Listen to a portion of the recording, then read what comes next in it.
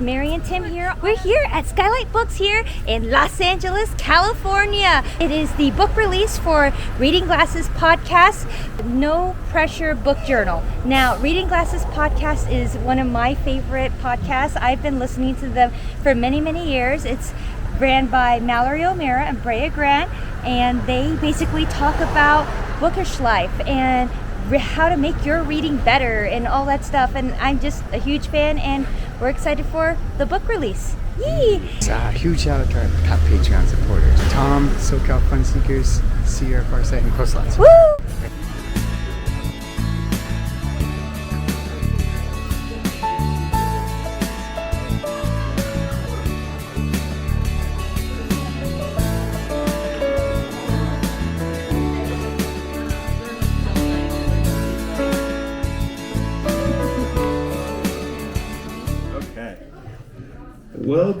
Welcome. Thank you so much for joining us tonight to celebrate the release of Mallory O'Meara and Brea Grant's The No Pressure Book Journal. Let's get a big round of applause.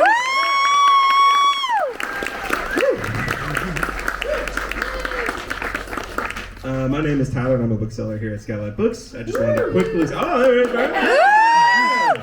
that feels good. Okay, that's never happened before. I just want to quickly say a couple announcements up top. We do a ton of events here, and we'd love to have you all back, so you should check out our schedule on our website, social media. We have some printed out up front. We'd love to have you all back. We have a newsletter. You should sign up for that. All these great things. In a minute, I'm going to announce them in 1 second, get them introduced. But before, if you haven't gotten your copy of the book, we do have some for sale in the back, and some others by the same author, so you should grab those. There will be a signing afterwards. Take a lot of pictures and videos, and then post on social media how much fun you had here at Skylight Books. Tag us, we'll repost. And but we just don't want any beeping, booping, those things of that nature. All right, time to introduce our two speakers. Brea Grant is an award-winning filmmaker, comic book writer, and actor. She most recently directed the horror thriller Torn Hearts for Blumhouse Epix Paramount, starring Katie Sagal. Mallory O'Meara is an award-winning best-selling historian and author. Her first book, The Lady from the Black Lagoon, Hollywood's Monsters and the Lost Legacy of Millicent Patrick, was a Los Angeles Times bestseller in hardcover and in paperback. They are also co-hosts of the hit podcast Reading Glasses since 2017. Please welcome them both to the stage.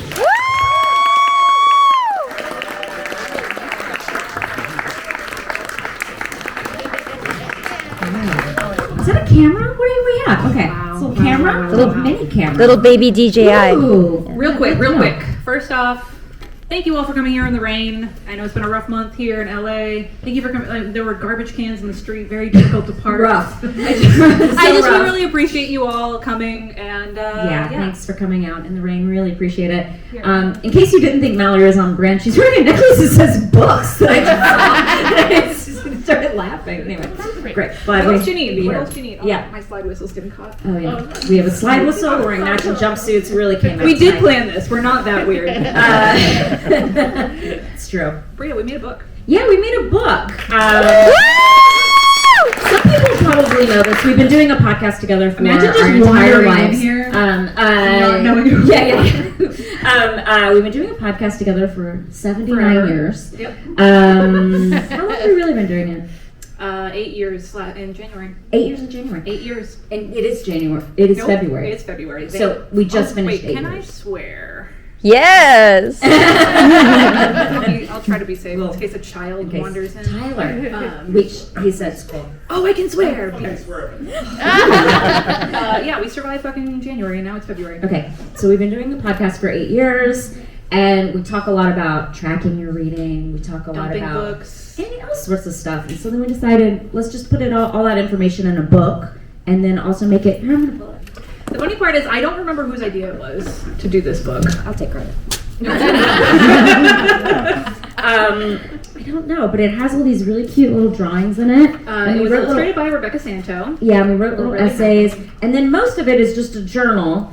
I can't believe you're at a book. We're at it's a book more than a journal signing or just a journal. But yes, but it has like places you can put the books. Oh, it has a ribbon. Yeah. Look at the ribbon, everybody. Ooh.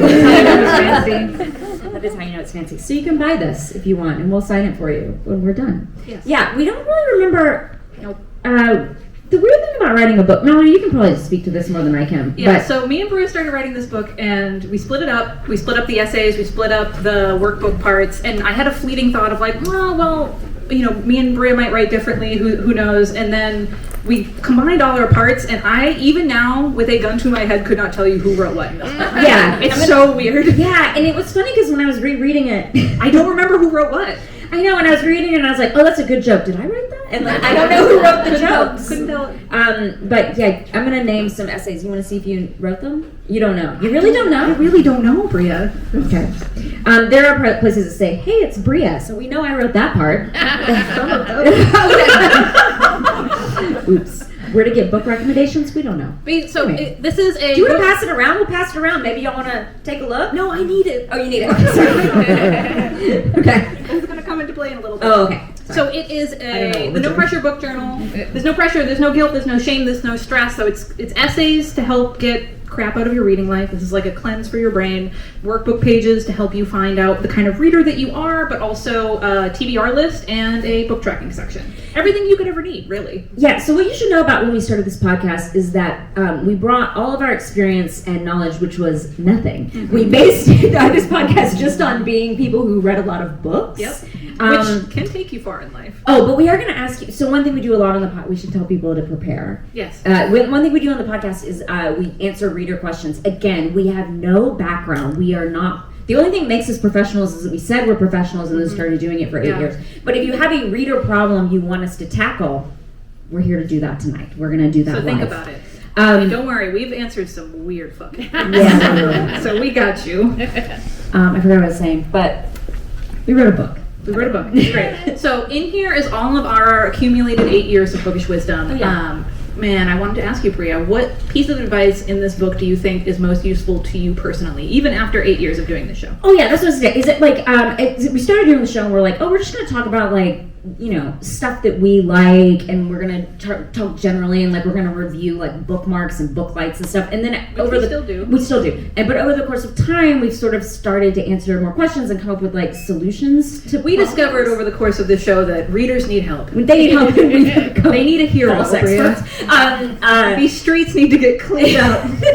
Take the garbage bins out. Yeah, I'm here to take your garbage out. What has been a really helpful thing to me, I think there was a time in my life where I really would push through a book if I didn't like it. Mm-hmm. I felt like if I started it or I purchased it, it would look at you from the nightstand and say, Brea, why are you reading me? And I don't finish the books I don't like anymore. I just put them right back. And I get a lot of books from the library or from friends. You should buy your books from bookstores too. This is a great bookstore. I'm doing that right after this event. Yeah, Mallory already shopped for books.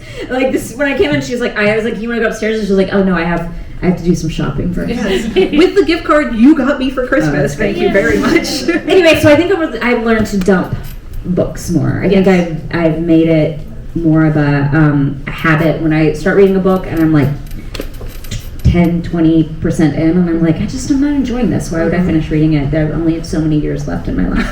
You want to tell people how you know when the time is to dump it? I don't. I think it's personal, Wow, some personal question. Yeah. Some I give a lot longer than others if it's an author I like or something, but for the most part, I'm pretty quick. I'm pretty quick to dump these days. Wow. Yeah. What about you? What advice from this book did you find that is most helpful to you? The way I asked that is weird. It's fine. There's an essay in here, again, could not tell you who wrote it, called Goals for the Reader That You Are. And I think reading is this really interesting thing in our lives where it occupies this space that is both fun and homework. I think because most of us went to school. I don't want to say all of us, but most of us went to school, and you get assigned reading. So reading kind of occupies this space in your brain that's like, okay, I have to do this, even though it's fun. Even if I'm reading a horny fairy book, it's still reading. So it is a serious thing. It's somehow elevated above TV or video games, which is really it occupies this really interesting space in media.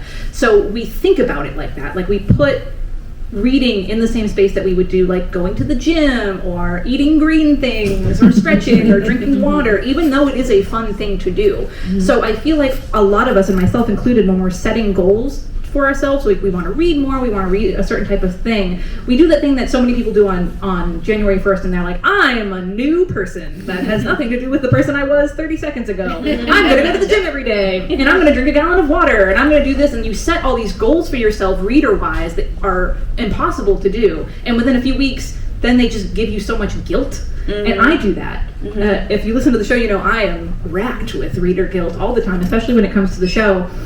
So I've been trying to take my own advice. I actually thought about that essay while I was setting my goals for this year. And I was like, Mal, are you really going to do that? And so the answer for some of them was, the fuck I am not. So it's helpful, because again, one of the things that is most important to us on Reading Glasses is that reading is a fun thing. Reading is fun to do. It is cool. Like it doesn't have to be, we always say that our greatest enemy on this show is grad school, because grad school ruins so many people for reading, and like if I could physically fight grad school, I would, and I would win. It's a good thing, grad school. Sure. It's a good, you don't have to fight it. I mean, I could. I could just rough it up a little. Yeah, it's fine. But and we really want to decouple reading from that space for people, and just, read whatever you want. Read how you want, read your audiobooks, read your smut, read your whatever. And so, but that's something that I think we still struggle with sometimes. Sure, definitely. Yeah, definitely read things that, because it's funny, we were talking to somebody else about this, and I don't remember who, but that reading actually is pop culture, right? It's part of taking, it's like movies, it's like TV, it's like media, but we don't include it in that for some reason. We instead say like, reading is it's this thing. Elevated. Yeah, you have to only read things that are of importance, or things that everyone is talking about, or that you're supposed to read. And the only time we feel like that about movies is maybe during the Oscar season, where we're like, you gotta watch those Oscar movies. But other than that, we don't really have those same rules about other types of media and pop culture. And although I did see a really funny joke the other day that there was some stand-up comedian was like, the thing that I love about trash TV is that you watch it, and then when you watch Succession, it feels like reading. But even in that stuff, like reading occupies this very strange space, and we want to get it out of there. We want to bring reading to the trenches. We want to bring it to the streets. Yeah, because it should make you happy. And it should be fun. And any kind of reading actually improves your life. Yes. Any kind. Comic books, all these things improve your life, and it's been shown to help your brain be better. That's not a sentence, but you know what I mean. We're writers, guys. we wrote a book. They let us write a book. All kinds of reading has been shown to help you improve your vocabulary, to expand empathy, and to keep your brain active, which is very important. So Brea, what are some of the things we hear a lot from folks about that they're besides the fact that they want horny fairy books, they want those recs so bad? What are some problems that we solve a lot on the show that you think this book could help with? I think one of the big things, and something we really tried to focus on in the book, is that people don't know what to read. There's a lot of like, you walk into a place like this, and it's great in here. It's so wonderful, Tyler. It's wonderful. We love it. But you come in, and it's kind of overwhelming if you are a person who is, reading Book Riot or listening to NPR books, or is that a thing? Every day. So one thing we want to do is kind of help people figure out like, I like books that are like this. I like history books. I like comic books, like whatever is the thing that you like to read, and go for that instead of trying to like push yourself into a space that you don't necessarily fit in. Yeah, again, because reading is in this interesting space, it feels like there's a type of reader that you should be,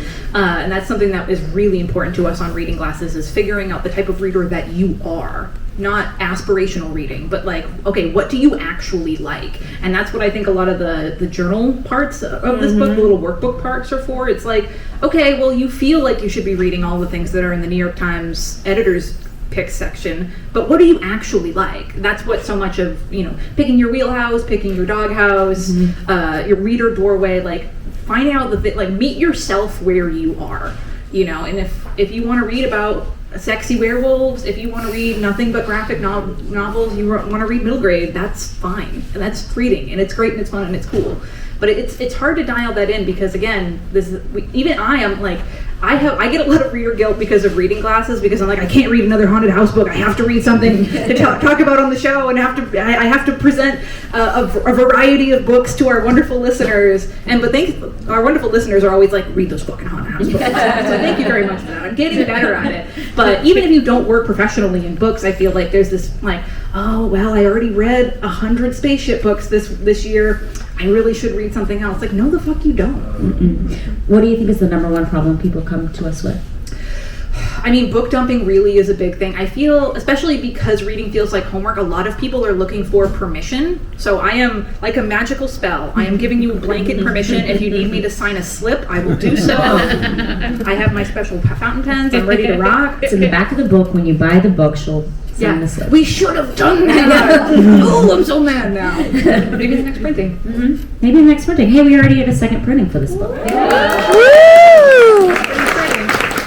Exciting. But yeah, dumping books, getting permission. I feel like that there's different levels of reader. Like once you get to the point where you're starting, getting guilt out of your life, learning how to read more, learning how to dump books is like level 1. And then when you start reading more, you hit that place of like, oh, I don't actually know what I like to read. So we get a lot of people who are like, hey, I think I like this thing, but I'm not really sure. We got an email yesterday actually that was like, hey, I gave you guys a wheelhouse and you recommended books and all the books were perfectly in my wheelhouse and I fucking hated them all. But it's good because I realized that that's not actually what I liked. Right. It's very hard to dial in on that stuff. So I think that's a really popular thing. What else? What do we Know thyself. know thyself? It's very important. I don't know, should I refer to the book? That's why I hated the book. This is just refer to it? Yeah. What else do we talk about in here? We talk about doorways. Well, we should also talk about the special tracking part because it's not just a regular book tracking journal. It's a cool book tracking journal. But we talk so much about certain things on the show and they've really developed. So it's a lot of book tracking stuff is just title and author and maybe rating. But a lot of these things that we're talking about that help you dial in on what type of reader that you are, we wanted to include in the tracking journal. So if you don't know what a wheelhouse is, it's something that I heard on Book Riot and just kind of became part of our like reading glasses ethos of like a list of subjects and tropes that get you to like a book, and that's very fluid. I used to read a lot of circus books, don't read a lot of circus books anymore. Now I read a lot of sad people books in haunted houses, and preferably a combination of the two. And I mean, you used to be YA books, now you don't really read YA books anymore. And outer space books, and I don't hardly read any. I know, it's so weird. Yeah, no spaceships anymore. We also have a reader doorway, which everything in the book tracking journal we explain in the essays, but there's a really great librarian, which is a redundant thing to say, named Nancy Pearl, and she came up with this system of reader doorways, and it's character, language, plot, and setting. Wow, you did it.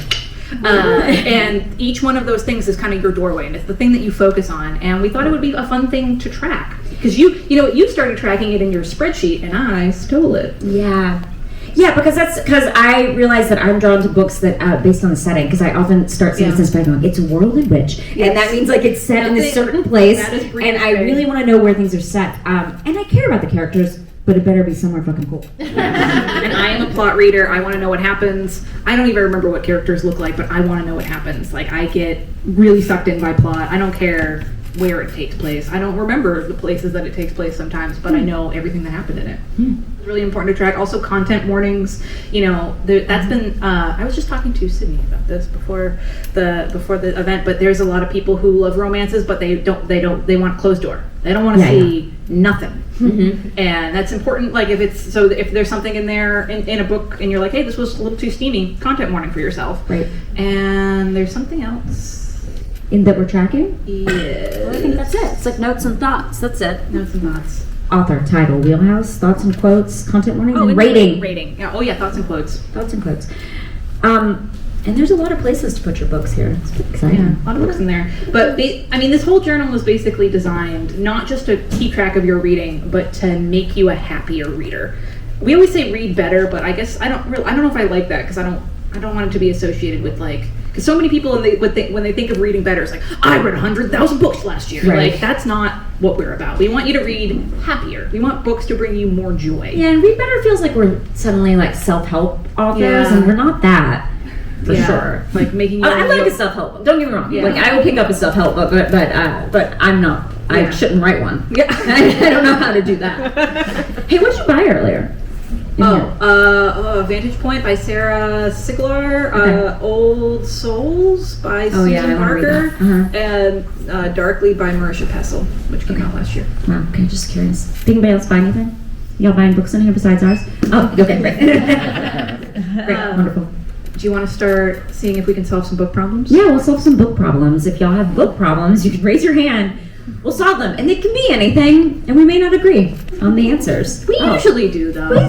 We do. All right, we have some right here. What's your book problem? I don't know if it's a book problem, but I'm wondering, do you see the doorways and the wheelhouses as a once and for all, or does it evolve over time? It sounds like you've kind of changed from haunted houses to something else. It seems to me there's kind of a seasonality. Oh to no, we what think I it's look very at. fluid. Yeah, like, for both something of I them. liked last year, I'm ready to focus on something else. Yeah, for sure. And something we have like encouraged people to do on the show, which is if you to kind of update that list every year. To think about it every year because it does change. No longer into what are we into? Circuses. No longer into circuses, into haunted houses. I mean, I'm not into circus. I'm not going to kick a circus book out of bed. But it's not something I used to find a circus book and go, woo, circus book, and immediately buy it. I don't feel that anymore. And I think that's something that's important to track. But you're right. It is a very, very fluid thing. And I think it's something that can get you into what we call a book slump. Is that, again, you have this idea of the things that you like, but you haven't really checked in with yourself in a really long time. And you're like, I actually haven't read. That's what I did with the circus books. Is I was like, I haven't read a circus book that I really, really liked in like 5 years. I got to kick it out of the wheelhouse. And it really helps you pick up more books that you like. That's another thing that we really feel strongly about, and we want to help people is find more books that you like, because that's the one-way ticket to Slump Town, baby. Is struggling through a book that you think that you should like, and the problem isn't you. It's just you've changed as a person. Yeah, and also I think like I think it can even change like depending on the time of year, because I know in like December and January I don't have that much to do because of the way my industry works. I thought you were gonna say because it's cold, but okay. But it's also I just have more time, so I end up reading a lot of long books. But when it's really busy, I'm not reading those 600-page books that somehow I've gotten drawn into the world where I read all the Sarah J. Maas books. But I only really have time to read those like in December or January. So like pacing becomes important to me throughout the rest of the year, but then kind of slows it down once winter rolls around. Or I mean, the fact that we live in hell, things have been so grim that if something is pitched to me as like, ooh, it's a bleak, no, get out of here. Yeah. The dystopian books have been like off my list. No bleak, no grim. Nothing. I don't want anything. Sad people I will take, but the world around them can't be sad. Okay. Has to be happy world. Sad people. That's what I like. I'm putting that in my happy world, sad people. That's what I want. But it changes all the time, and it's really important to remember that again, because then you get this idea of yourself. Yeah. Like and that changes all the time. Sometimes by the season. And some of us are more rigid about who we are and the things that we like than other people. I like things more than anybody else likes those things. We all know this. All right, other book problems. Chelsea. Because I can get out of control so quickly, when do you take a book off your TBR? Oh, when do you take a book off your TBR? Oh, we just talked about this. We have different timelines for it. Mine was what, 10 years? Do you think that's a long time or not a long time? Was the laughter for a long time? It's for a long time. Well, on my TBR, if I'm in the middle of reading it and if I don't pick up a book within a few days, sometimes a week, I'll put it right back on the shelf. But if I'm meaning to read a book and it's on my TBR list, I'll give it 10 years. Fuck it. Why not? Like it's living on your shelf for that long? Cloud Atlas has been on my shelf Cloud for Atlas 10 years. But today, this is the year. It's make or break, baby. Oh, it's 10-year mark? Yes. Wow. Cloud Atlas. Its lease is up on that shelf. I have moved with that I book actually have not. so many times. I've read Cloud Atlas. Who's read Cloud Atlas in here? Oh my god. Should she read it? Yes. Oh Okay, wow, see? really? That's why I kept Oh, wow, we got some no's. You got some yeses. Well, I'm gonna give it 10%. Okay, all right. Your little your Yeah, I have like a very complicated system that I keep going, and but ones on physical books don't make it nearly as long as ones that stay on my digital list for a really long time. But I cull the list once a year. So, but some have been on there, not 10 years though. maybe 5. Yeah, mine's longer. Yeah. I am a nicer landlord than you. Yeah. I call the list every so often, and I go to the ones that have been on there a long time. Those are the first to go. But the thing is, I cull less often. You cull more often, but my TBR is mostly physical, and I move all the fucking time because my life is insane. So if a book makes it through a move, then that probably means that I'm interested in it in some way. Like, I just read a book for our readathon in October last year that had been on my TBR. I have brought this book across the country. But I finally read it, and it was a haunted house book. And they came to look at the number of books that she had, and they said, "No, we're not moving these books. We're not going to be your mover."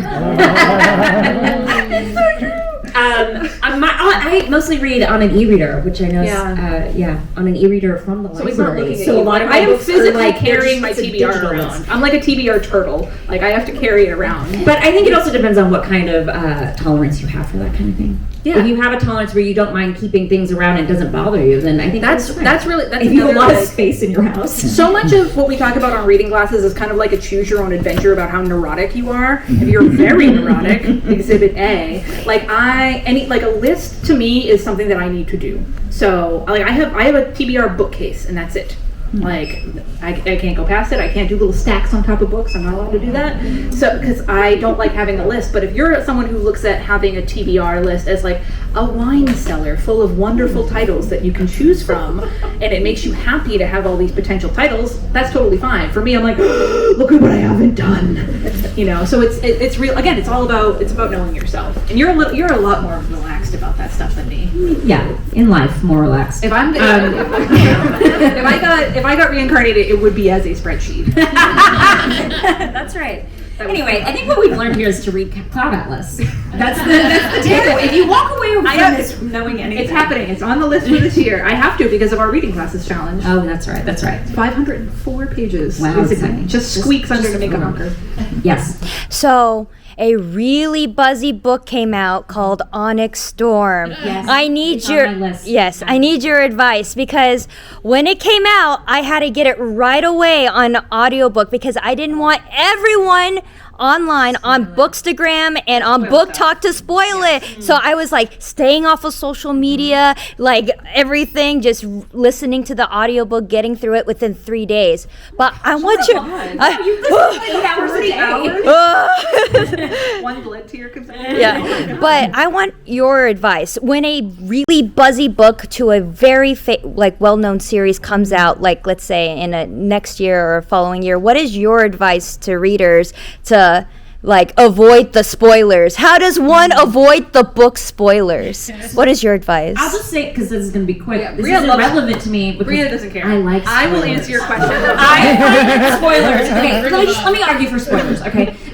spoilers sometimes will make me want to read something or watch something. Movies, you can spoil a movie for me too. Just tell me what the ending is, and I'm like, I can't wait to get there. Like, for me, it's part of the journey. And so it doesn't bother me, and sometimes convinces me to read or watch or something. So, but obviously you're bothered by this. So I am a freak. I am totally like you. There was one time, it was when Nosferatu by Joe Hill came out, I lied to my coworkers and took the afternoon off and went to Barnes & Noble to pick up my pre-order, made a giant pot of coffee, and got a huge bag of Taco Bell and read the entire book in 12 hours. So I got you. I'm ready. I'm here. We're on the same wavelength. So, I mean, how much are you consuming bookish internet? Like, that would be my first thing. Too much. Yeah, I would pump the brakes on that a little bit.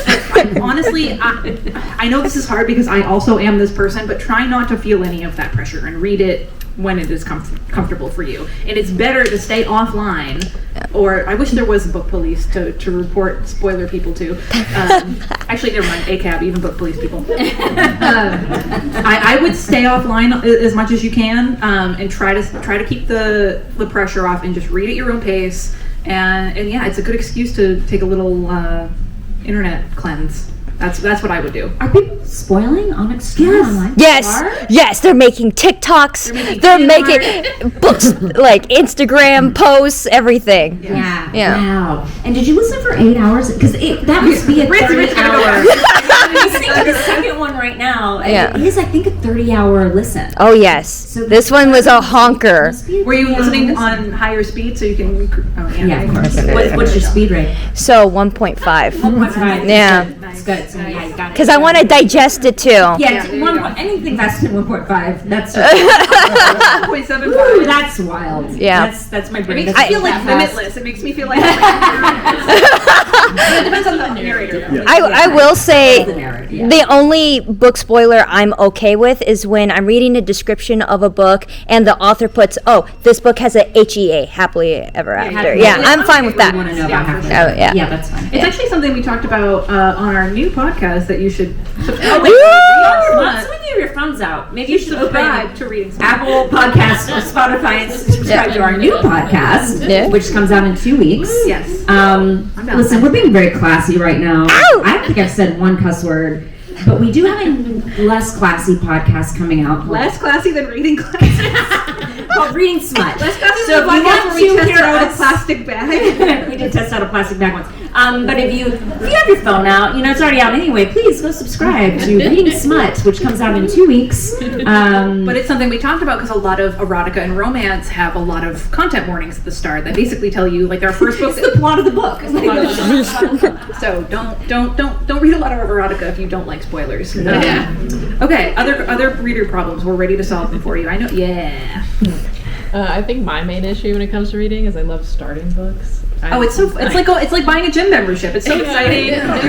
You're buying little outfits. You're picking out a bookmark. I get it. It gets out of control. I'm trying to work on it this year, but like at one point I looked at Goodreads and I was currently reading over 10 books. And I was Ooh, just like, a book polygamist. But it makes me read super slow. Like it'll take me like literally 2 or 3 years to finish a book. But Okay. but. Hey, your own pace is your own pace. Yeah. It's fine. Wait. Are you putting the books that you start on Goodreads when you start them? I only started doing that recently because I'm trying to work on it. A lot of people do that, though.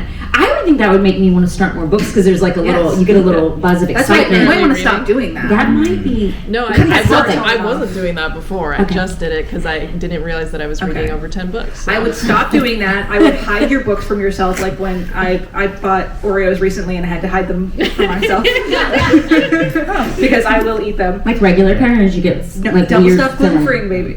Oh, they have gluten-free Oreos? Oh yeah, they're wicked good. Wow. Anyway, hide the books from yourself. Like if you don't leave them by your bed. Like just try to keep one book around. Are you print or are you e-reader? I'm both. Oh, okay. Yeah. Actually, do you like all these books? Yeah. No, All of them? All 10 books? I will actually get through all of them and fully enjoy them. Then I think you're fine. Yeah. I don't think you're doing anything wrong. What is bothering you about reading all the That books? it takes you 2 to 3 years to finish. I think I would like to finish them faster. Yeah, because Okay. then you get to put that you finished it on Goodreads, not just that you started Yeah. it, right? Yeah. Can you when I quit smoking, I would be like, all right, I'm only allowed to have this many cigarettes this week. Can you taper yourself off I a think little that's bit? probably what I'm gonna have to do. Start at go for Yeah. 7, and then be really intense about dumping them. As soon as you're like, I don't like this, get Your up. brain must be very impressive because you're remembering 10 stories at once. I can't even remember one story. Sometimes I'm like, what is this? Honestly, that Iron Flame, it's really hard to keep up with all of them. Oh, yeah. So many drivers. But you're remembering all of them. No, sometimes I have to go back and Yeah. Okay. The ones you're remembering is the ones you should stick with. Ooh, yeah. And Ooh, the it's like ones you're what? The ones you're remembering, I think you should go back and finish first because I think those are the ones that you're actually liking the most. I agree. That would be my thinking. See, we usually agree. I'm just more insane than you. One more, or what do you think? Oh, we got plenty of time. Okay, great. Oh yeah.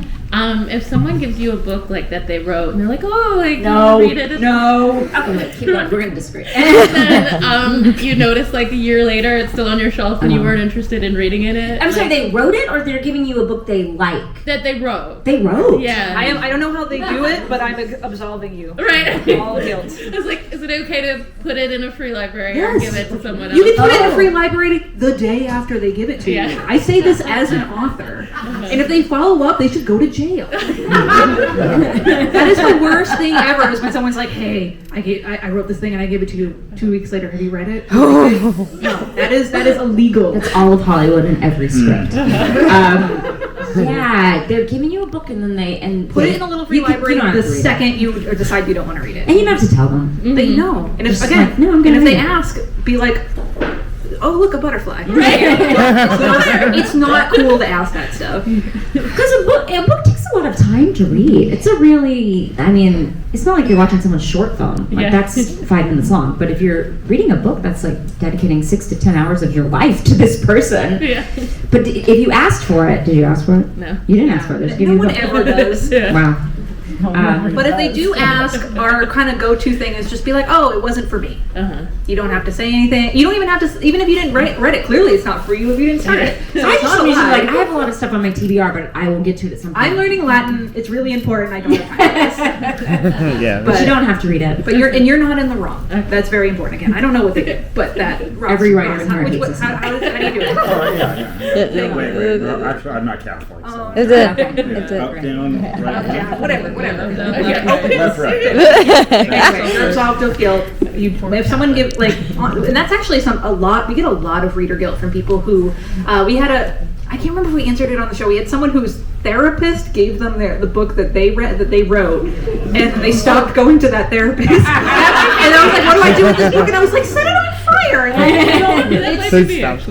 And no guilt on even if someone gives it to you as like a Christmas present, whatever it is, you never have to read a book. Also, can I just say, and this is something no one wants to hear, you're also allowed to throw books away. I know. Whoa! I know. Recycling, but also fine. Like, it's fine. Like, I know, like, because, like, books are sacred to all of us, and again, bookstore, we love it. But you can also just throw it right in the recycling. You're right. Recycle the book. But you don't even have to take it to... Because then it can become a new book someday. Yeah, it can be a new book one day. Or toilet paper. Or something. Or both. Ross, wow. Can we solve your She problem? wanted to sit in the front. We like that you said it. So does the situation change with lending? Because I just gave someone back a book after 2 years, and it was, making my mind, I was feeling super guilty, and I have another one on my bedstand that's a book that was lent to me. Mm-hmm. I have to give it back. I don't want to give it back unread. Someone they lent you a book. Did you ask You don't for want it? to read it. No. And you... Oh, they lent you a book. They said just you should borrow wasted a this. book on you? Yeah, this Karate happens to me chop all it right the out of their time. hand. Doesn't happen to you? I feel like this happens to me all the time, and then you kind of give it back, but you didn't read it. I think people are afraid to give me And books. both of them are hunkers, both of the ones I'm thinking of. No, karate chop. To the What's the front. book? What are the books? Okay, so, one was Alcoholics Anonymous. Alcoholics Anonymous. I did read it and What? gave it back because we read in our book club about the history of that book. So someone brought me a copy and said, "Here, I thought you Read might the like it." Wikipedia article. Give it right now. And then the other one is one of the Harry Potter books in German. Oh, do you speak German? I'm studying. You're not going to read either of these books? Oh, I'm not. I finished Alcoholics Anonymous and gave that one back. I'm about a quarter of the way through the German Harry Potter. So. But you don't want to read it. Okay, if someone lends you a book Yeah. and they say you should borrow this, you should read it. You can keep it for however long you want because they lent it to you, or you can just return. They can say something if they want it back. They can say something if they want it back. I am really. We have. This is where we differ. Is that I truly. I am so shameless. I'll be like, give me that fucking book. Yeah. But you never lent a book to someone when they didn't ask for it. Oh yeah, actually that's not. You would just hand a book to someone. Well, if someone asked for it, I would. But if they didn't ask for I it, you don't would- let that many people borrow. No, books. Mallory doesn't let people borrow books. If Whereas you- if I you- give if a book away and it's probably If I yours let now. if I let you borrow a book, it's either you or like I really fucking like someone if I let them borrow a book. Okay. So I should answer this. So I think, okay, someone lent you a book, and then the question is, when do you return it? Yeah, or like when is too long? When is too long? Yeah, or should I feel guilty? No. Well, I guess the answer is I mean, do they need it? Here's the thing about books is that there's never a book emergency. This is something Mallory always says. Rarely is there going to be a book emergency that they need that book back. So I think that, you can keep it for as long as it takes you to read it. If you're going to read it. If you're not going to read it, just say like, I haven't had time to read this and I feel guilty for still having it. Just give it right back. Okay. I think that's... Sometimes they'll forget. Yeah. That's me. Right. I lend But books I and I won't know forget. it. Oh yeah. I still have one of your books, Brea. From 20 I years have that short story collection by Samantha Schweblin How you doing? that you gave me in 2017. That's someone gave that to me. May have been a lend. I have stolen property. I'll tell you who when this is over. Wow. But maybe they gave it to me. I don't know. Don't give me your books. Don't lend me books. Don't give me books because I will forget if it was somebody But else. what we're saying is if someone lends you a book, like if they foist it on you, you can give it back to them immediately. And if you are asking for it and they don't ask, as long as you want. But if they do ask, be honest. Like, just as long as you're, again, not feeling anything weird about it. If you're feeling guilty, if you're feeling pressure, but if you're just like, nah, I'm going to get to that someday, that's fine. How is Alcoholics Anonymous? I'm very It's a insightful. honker. Insightful, okay. Yeah, we were just watching Pollock the other day, and I was like, I feel like I understand this, like the tortured person who's dealing with this, and Never read I it. think it was a helpful series of pieces of advice. Fantastic. I had to be part of it for Curly Drinks. Interesting. I did not find it as exciting as Roasted. Okay. All right, other book problems. Yeah.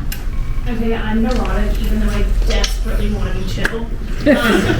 So I am with you. Oh, I am with you. it's so hard to be us. I am so hard to be us. But so like I have different levels of annotating. Usually I'm trying to just underline. No, nothing crazy. Well, except when it is. So I was gonna say I think it is. We're sensing it. I can just underline lines that I like.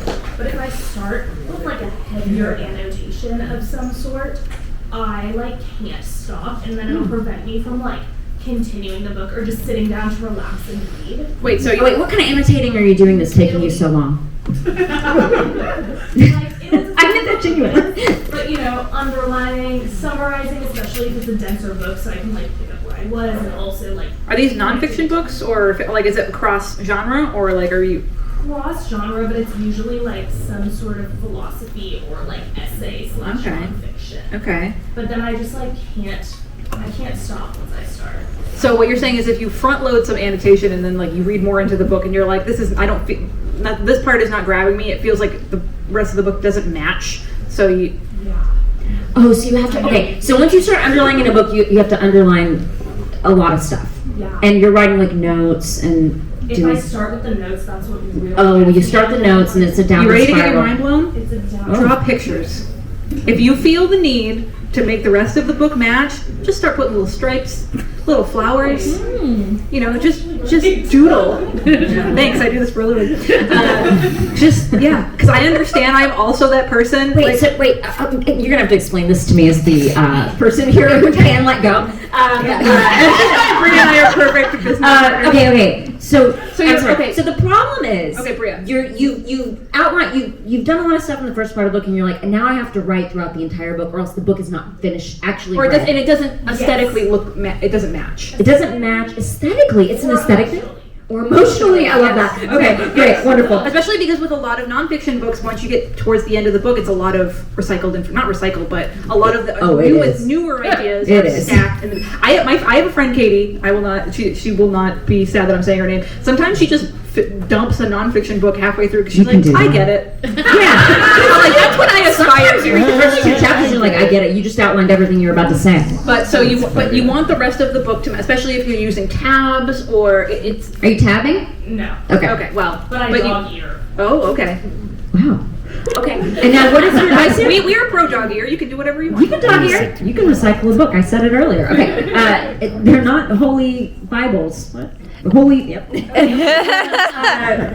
So what's your advice? Just doodle. Why does that? Because and you said yes, that would be helpful. Yes, because then in your brain, There's some space filled up. because it looks like you've done the annotation. You have engaged with the text with the text literally, like the page, but you are not. So it tricks your brain into thinking I have done the amount of work as the rest of this book. But it's more chill. Yes. Wow, and that was helpful. That advice is great. This is neurotic. This is neurotic. We're speaking a language you don't even know.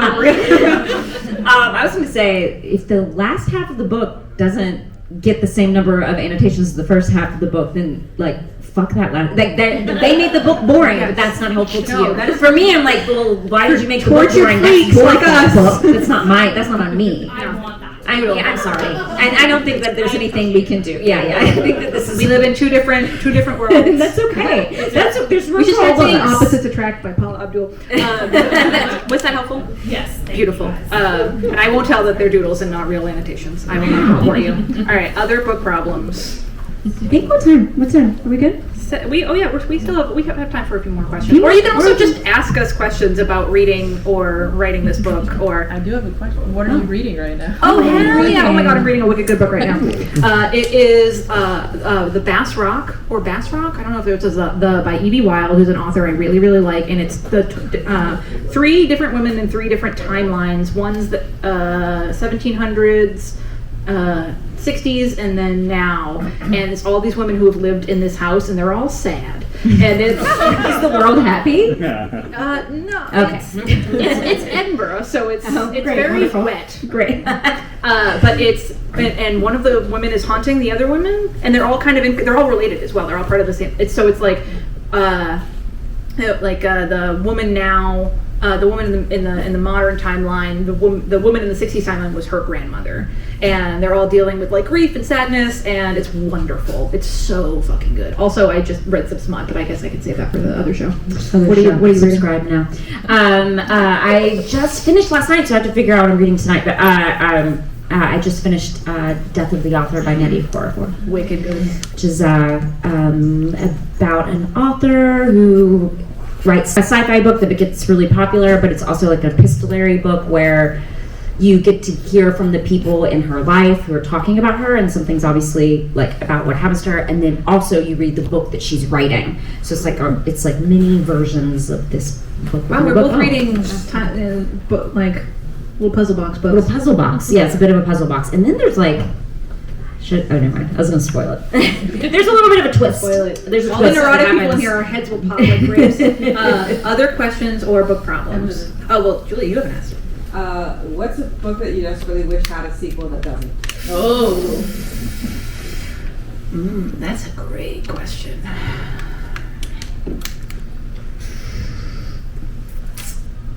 Maybe Head Full of Ghosts by Paul Tremblay. I always wanted to find out what happened to her. Probably, like, anything by Shirley Jackson. Probably any like horror book where that like kind of ends on like a right. Is it or is it not? Right. Sequel. Right, like Hex maybe. Hex would be good. Because that one ends on a yeah. Yeah, that's a tough question. Or also the memoirs. Oh wow! Okay, love that. Because you're like, I want to know what you're doing right now. Yeah, you're like so attached to this person. Yeah. That's interesting. Yeah. We have a friend that does a book podcast called Glamorous Trash. It used to be called Celebrity Book Podcast, but now it's called Glamorous Trash, and she talks about celebrity memoirs, and she does a really great thing where she will update what they've done since, because a lot of I want Chelsea to do that with every book. Yeah, it's really helpful because she talks about the book and what happens in the books. She just did Jennifer Hudson or somebody like that. Mm-hmm. So she has one of people that I don't necessarily really care about. No offense to Jennifer Hudson, but then she makes it very interesting. But then she does an update on what happened to their lives afterwards, and it's it's great because she's like, and they leave you always on this really positive note, and then they got divorced from the person they just talked about being so in love with. Jeanette McCurdy's book, I'm Glad My Mom Died. I want to know how she's doing. How is she doing? I want to know how she's concerned about her. Yes. Or like Abby Daray's The Girl with the Louding Voice. Oh yeah, that's nice. We were concerned about her. Also, the Cam Girl book. Oh yeah, because her life has become quite interesting afterwards. Yeah, but we know her. Yeah, but she's kind of done a lot of other stuff. Yeah. I'd like to read another one. Yeah. Memoir is a good one. Yeah. Thank you. Good call, Mallory. You should do a book podcast. I should do too. One real smutty. Yes. How much does that factor into your own reading experiences, and what do you how do you get rid of that, or at least like give yourself up to the macro versus the granular? This is a person who I let borrow a book, by the way. Well, so you're mostly a print reader, right? Yeah. Yeah. So because I can do that too, especially if I'm not focusing on like reading the same sentence over and over again. For me, I try to get into more of a focus space. Yeah, is it a focus situation that you're having trouble focusing, or you're just like, I just want to make sure I really get it?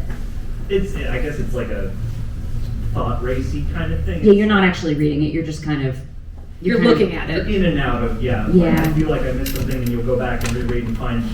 Oftentimes you didn't, but sometimes you do. Yeah. And yeah, like at a certain point, is it better to just kind of keep going, and if you get lost, then go back, or? Well, do you feel engaged with the book? Are you like, you know what it's about, like you're excited to read it, or are you just kind of pick it? Oh, well, yeah, then just go for it. Like kind of invades what it affects both scenarios. I think you need to figure out what's distracting you too, though. I mean, I think if your mind is racing, if you're having trouble concentrating, like go put your phone somewhere else, put it across the room, like whatever the thing is. Because sometimes I'm just thinking about something else, and it's not a time to sit down and read. Go take care of that, or I mean, don't go open up Instagram. That's listen to white noise, get a little drunk. Yeah, have a little drink. Whatever you need to do to kind of get yourself into that space. It sounds like you just like aren't in the space. Because I don't know if moving forward is really going to help at that moment if you're not actually getting the information. But also, hot tip. You didn't know you're going to get sound effects tonight. Doesn't come with the book. Should have come with a... Oh, a free slide whistle. We should do reading glasses branded slide whistles. Oh, that's a good idea. Oh my god. Also, especially depending on what you're reading, you're only going to absorb just a little bit, and that's fine. Because sometimes I'll be really into a book, and especially if it's like a fiction book, and there's a lot of different characters, or like a fantasy thing, and there's a fucking family tree and whatever the fuck, or like magic, and I'll be halfway through the book, and I'm like, I don't know who this character is, and that's okay. Yeah, that happens. It's nice when you have an e-reader because you can look it up, but I'm mostly a print reader, and it's fine. It happens. You get distracted. There's a lot of fucking characters. I read a book recently where there was like a bunch of characters, and they all had the same like first letter of their name, and I was like, you chose this. Why? And then you get them confused. That happens to everybody in every book all the time, and it's totally fine. Yeah. As long as you still feel engaged and know what's going on, it's fine. If you don't know what's going on, then go back. But if that happens to me constantly. There was a book I read recently where a character came up, and I was like, who are you? Yeah. And it was just someone that had been named at the beginning of the book, and that's my brain constantly is who are you? That's what I feel in everyday life. First dates, just wake up, I am Brea Graham. Like an old dog. Where am I? Was that helpful? We have we have like sign stuff. Let's sign stuff. We have time for one more question. 5 more minutes. One more question. A doozy, folks. No pressure. Or no more questions. Oh yeah, go ahead. Okay. I have both ebooks and physical books, but the ebooks I own, they are erased from my mind. I can't remember that I have them. Out of sight, out of mind. I'm the same way. The ebooks, because they're on your Kindle. They're on my Kindle. Because they're invisible. They're in the. And the other ones, where are they? They're on your shelf. Yeah. Okay. But I want to be reading more of books. If only you had some sort of book to track these. I'm joking, but that actually might help, because that's a problem with me sometimes, especially if I get a book from the library. Like there was one book I really loved one year, and I got it from the library, and I just forgot that it existed because it's not in front of me because I'm a child apparently. But that's why I like my book buddy, my platonic life partner, the book buddy app. But that's why tracking is really. Do you track your reading right now? I track my reading, but I don't. I think maybe putting it on my TBR somewhere would help. In the book. But that doesn't go. I know. But one time I did. I went through and I put my physical books on a spreadsheet and my ebooks on a spreadsheet. Oh. But I don't look at the spreadsheet. Well, then you need to get the reason why I like Book Buddy, not to turn into a Book Buddy ad, because I do every time it comes up. It's an app Mallory has. It's my husband. But it shows you the covers in the list. And like, there's something about seeing the cover that's like, I remember things about this. It's like a little visual aid. So maybe a spreadsheet isn't for you. Maybe you need a physical journal. You need to write it down. That helps me. I write stuff down, but there's got to be some other way that can help you jog your memory, because the spreadsheet is not very sexy. Even it sounds crazy for me to say, but like maybe you need something that is has a little bit more visual interest to you. Close your ears. It's okay. It's okay. Just read the books, the physical books. Just let them disappear into the ether. It's okay. Just let it disappear. And if it really, you'll think about it if you really want to read it. But you can also just read the physical books. That's okay. You don't need to be hard on yourself for that. And if you forget it, and then you get to read it again. Yeah, there you go. Then you get to find it and be like, oh, yeah, I have this. Or maybe when you're traveling, you take your e-reader with you or something. Like take it to specific places. That way you know you're going to get through these books. It's not that they don't like e-reading. It's that they're when they're tracking stuff, they can't remember the e-books because they're not looking at them. Just the tracking. I thought you meant you weren't getting to them at all. Not really. You're not reading them. Yeah. The only time I will read an ebook is. Well, then don't read it. Yeah, I totally agree with Brea. Oh, library because it's due back. Yeah, I do the same. Yeah, and then sometimes I'll find an old one. I'm like, I bought this on my Kindle. Yeah. Why are you e-reading in the first place? Not to interrogate holding the lamp over here, but like, why are you bothering? Well, I can't. If I owned all the books, too many books. Oh, so you're buying. I like having the e-reader. Okay. For it's not like I don't read. Not read. I don't not read all my ebooks. But I often just I forgot I had this. Okay.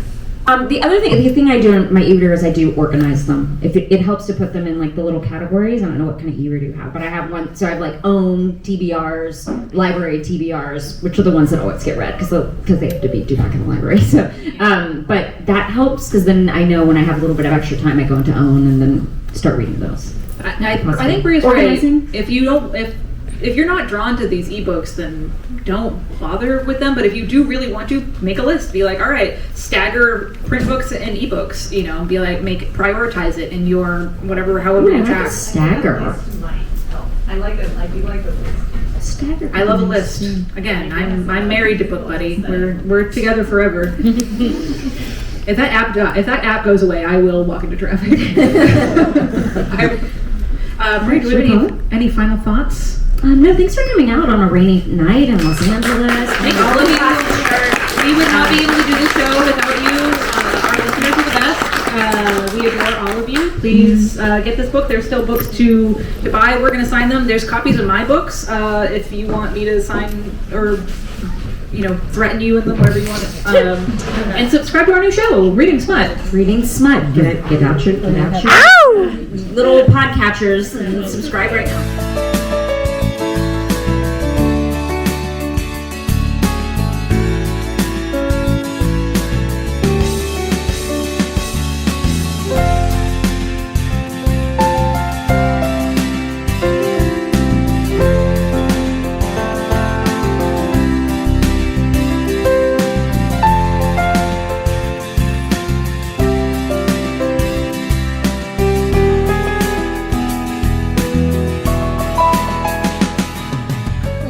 Snoopy stuff here. So cute. And they even have pins too. Thank you so much for joining us on this journey to Skylight Books for Reading Glasses podcast. Mallory O'Mara and Brea Grant's book release of the No Pressure Book Journal. Woo! I'm such a huge fan of their podcast, and their podcast is their bookish advice on how to read better really changed the way I read, and I can't explain and express how grateful enough for that podcast because it's truly it's helped me so much as a reader. And be sure to check it out, Reading Glasses podcast on your podcast listening platform of your choice. And be sure to check out their book, The No Pressure Book Journal. It's absolutely wonderful. It's filled with their advice from their podcast. It's top notch. Mm-hmm. Thank you so much to Skylight Books for hosting Reading Glasses podcast and their book release. And thank you so much. And thank you all for joining us. I'm going to say that again. And thank you to the amazing Reading Glasses girls for always giving the best advice, for always bringing amazing positivity to not only the book community, but to everyone. Thank you.